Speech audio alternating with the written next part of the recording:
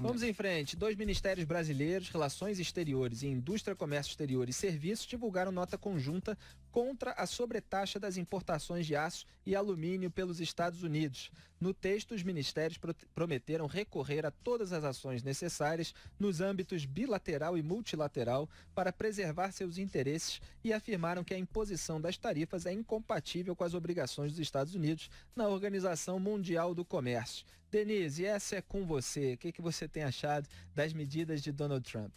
Olha, eu acho que é totalmente irresponsável da forma como ele fez. Porque você sai de uma taxa que é de menos de 1% para 25%, é claro que é uma barreira comercial das mais relevantes, o protecionismo muito pesado, que vai ter consequências. E mesmo aqueles que defendem protecionismo, para você fazer a defesa da indústria local, é importante ressaltar que o partido de Trump ficou contra, porque ele tem medo das retaliações que podem vir na esteira dessa decisão dele. A Europa já está listando produtos que podem ficar sujeitos a sobretaxas também por causa disso, então seria a contrapartida da União Europeia.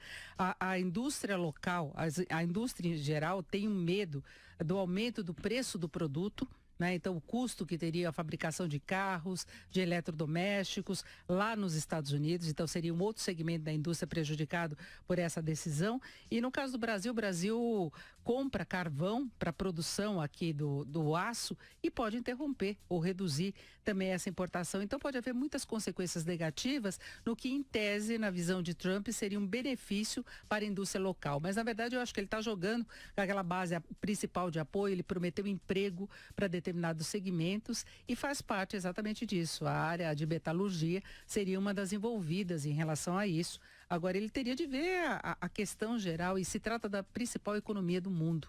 Não é? Ele não pode se colocar na posição de vítima da ofensiva exportadora de outros países, como se os Estados Unidos estivessem em desvantagem. Os Estados Unidos são altamente competitivos, a questão é que eles são altamente consumistas também.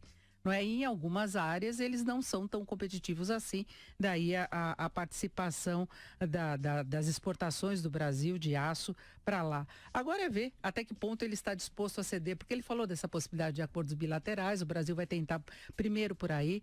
Eu acho que o OMC não vai ser muito o caminho, porque os processos são muito demorados e as medidas já vão entrar em vigor em poucos meses. A Europa disse que vai esperar 90 dias antes de anunciar essa retaliação e é ver se essa pressão toda faz com que ele amenize um pouco essa sobretaxa, né, Felipe? Possivelmente ele já calculou isso, é parte da característica, da estratégia dele de negócios há muito tempo, e ele narra isso em livro, fazer o primeiro lance alto, aquela ousadia, aquela ameaça e tal, para depois ir negociando a choradeira, como os políticos fazem agora, aqui no Brasil. Agora isso não é uma brincadeira, claro, né? Que não é uma atividade empresarial. Mas é preciso enxergar também as alegações do Trump, eu queria aqui passar para os nossos ouvintes. Abro aspas para ele. Desde Bush I, que é o George H.W. Bush, o republicano que ficou no poder entre 89 e 93 e é pai do George Bush mais recente, desde Bush 1 até agora, nosso país perdeu mais de 55 mil fábricas, 6 milhões de empregos no setor manufatureiro e acumulou déficits comerciais de mais de 12 trilhões de dólares.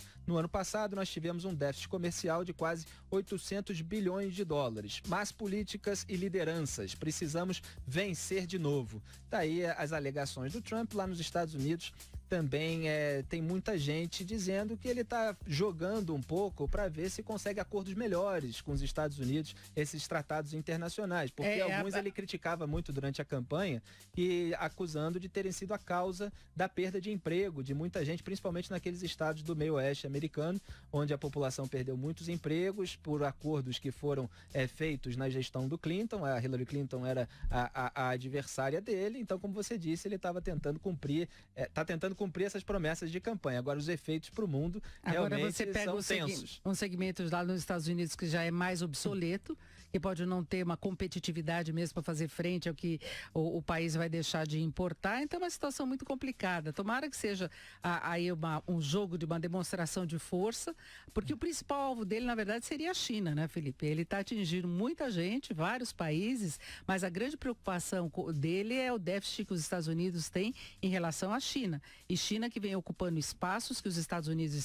estão deixando em aberto nos acordos comerciais. A China tem uma ofensiva de investimentos pelo mundo E se ele não tomar cuidado, ele acaba perdendo terreno, perdendo força no âmbito comercial, no âmbito dos investimentos. A China tem uma participação muito grande em todo o mundo e o objetivo é exatamente esse. Eu só acho importante lembrar, porque ele criticava muito esses acordos internacionais, dizendo que era desvantajoso para os Estados Unidos as condições em que existiam esses acordos, porque muitas vezes eles são chamados de acordos de livre comércio, aí você vai ver a cláusula lá do acordo e os Estados Unidos estão dando muito mais do que recebendo. E ele é presidente dos Estados Unidos, ele toma as medidas de acordo com o interesse do país dele, não do interesse de outros países. Obviamente, tem uma retaliação dos outros países e a gente tem que ver nessa matemática, nesse cálculo, Jogo e de em todo força. esse jogo de forças políticos, quem é que vai acabar ganhando.